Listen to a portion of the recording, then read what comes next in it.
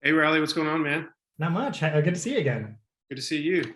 I really appreciate you fitting me into your schedule today. I know you suffered a hell of a night with flight delays and cancellations. So, Yeah. Well, I mean, I had to get here and have you be the first person to interview me about Duel because you were the first person to interview me about the art of self-defense too. So wow. did you Well, know that? I didn't know that. That's pretty Yeah. cool. That was my first interview for the art of self-defense at South by Southwest. And I look at that one and I'm like, I have no idea what I was saying in it. And then now I'm like, I get to have no idea what I'm going to say in this one too. Well, damn. Well, it's an honor, and it's an honor to be talking to gas station worker number one. I appreciate you noticing that cameo. Yep, yep. I can see that career having some legs. Um, Oh man. in all seriousness, this was great. I wish so badly I could experience it with an audience. If I ever get the chance, I'm on it. I guess I just borrowed my art of self-defense experience at South by and Yeah. kind of filtered this movie through that and trying to imagine like what audiences would be laughing at with me. So Yeah, I appreciate you saying that. Yeah, it's a bummer for sure to be doing this virtually as opposed to in person, but I understand, given the circumstances, this is the best that we could do, and I'm so excited that people are getting to see it. Period, and a lot of people who maybe wouldn't have seen it otherwise are getting a chance to check it out. So, yeah. yeah. Hopefully you do get to see it with an audience at some point, and hopefully I do as well. I definitely am curious to see what people respond to, and I know it feels different than the art of self-defense, but I'm curious to see where those like things line up at. Yeah. So where I'd like to begin is by exploring something that what you and I touched on last time when we spoke about your writing and finding humor in the lines. And I'm wondering if through it all this time you've discovered a science behind line delivery, taking something that could be read by you or I, but sometimes disregarding punctuation and injecting this otherworldly mannered rhythm in it. Yeah, I mean, it's funny that you mentioned that because it wasn't I feel like on the art of self-defense, I kind of knew already the way that I like to work in regards to dialogue, and things evolved a little bit. I mean, I feel like this script is a little bit more grounded, even though it still has a stylized nature to it. Right. But we still kind of went about things in a similar way and trying to just say things as if you believe it, as opposed to selling something as a joke. That whole business. But I think the thing that I learned this time around was just like a system to the way that I like to shoot, because everything moves so like at such a structured pace.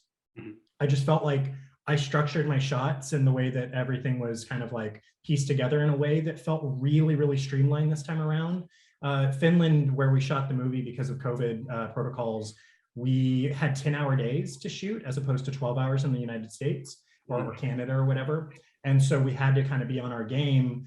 But I think it just made everyone feel like they had to step it up in a way that yeah, we just were all on the same page all the way through. And yeah, it's not necessarily that I learned anything new. I just really realized that I knew what I needed every single time, and every single day I showed up on set, rather than sometimes kind of scrambling and trying to figure something out last second.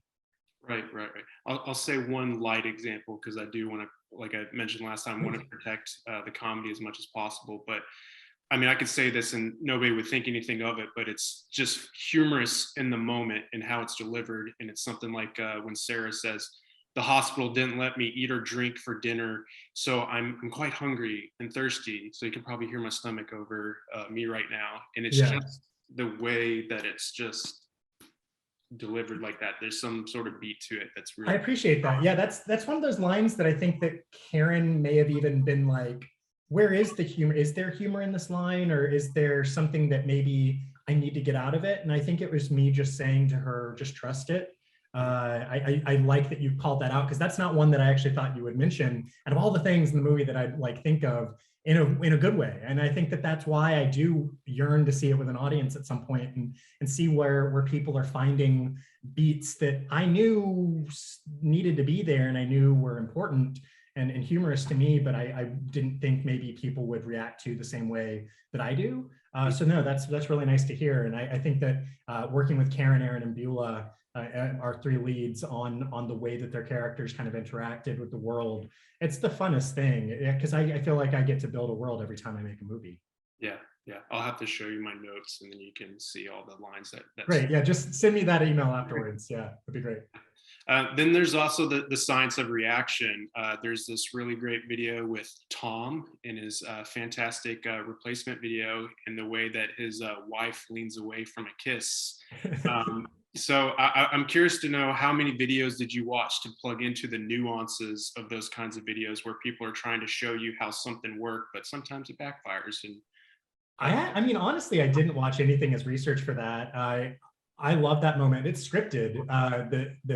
Because I think the thing that I like about that, not only the pull away, but the fact that he says, "I'm going on 12 years of being Tom," and then you kind of do the math and you see the age of the kids, and you're like, "Oh man, those kids came after the 12-year mark." And so like, there's this weirdness between the Tom and his wife, and that made me laugh always. But then the actress on the day doing the pull away just was cracking us up every time. Yeah, I mean, I love that kind of stuff. I love reactions. And the video itself was so fun to make. That was our last day of the entire shoot, so we got to have fun with it. None of the actual cast in the movie, it was all like supporting video people that day. So it felt like a weird kind of funny summer camp sort of day. We got a break from the norm, I guess you could say. And then the movie was done. But yeah, I think that loosely you can look at inspiration from like being John Malkovich or something like that, and a movie that does the infomercial sort of thing super well, or even the serious version would be like Beyond the Black Rainbow. Panos opens up that movie with a really great faux video, informative sort of video thing. So yeah, I think that I know how those should feel, but didn't necessarily do research. Good. So that was the science. I wanted to quickly talk about some art. So what is the art to mastering the push-in, that zoom that you do, that you work so well in your films? And I know it's a very simple technique, but it's not just for the hell of it. It's there to generate a tone, a feeling. I'm just wondering when you feel that it's right to embrace it, or just to get really weird. Yeah, on set on this one, we did a lot of them in camera, which we had this motorized sort of dolly that could go slower than any person could ever push in on something. It can go like microscopic levels at a time. And so my cinematographer, Mike, and I worked on that for certain shots and found the right balance of it. But then also with my editor and post, we end up doing a lot of digital zooms. And they're so subtle that it doesn't really trigger anything in terms of quality of picture being like not as good. You're not like zooming in on grain or anything, but we really find the moments where maybe I missed something on the day and it just needs that little bit of a push, that little bit of an emphasis or a mood. And so I just really like playing around with those. And I've been fortunate enough to have them in 3 movies now in a way that I feel like it's become a little bit of a stylistic thing that I don't even really think about. And so when you mention it, it's like, oh yeah, I've done it 3 movies in a row now. Yeah. And real quickly, there's also your ability to play with expectations. This film is just more than a training for a death match. There's a particular group meeting that happens in this that I wasn't expecting, but I found it to be so powerful.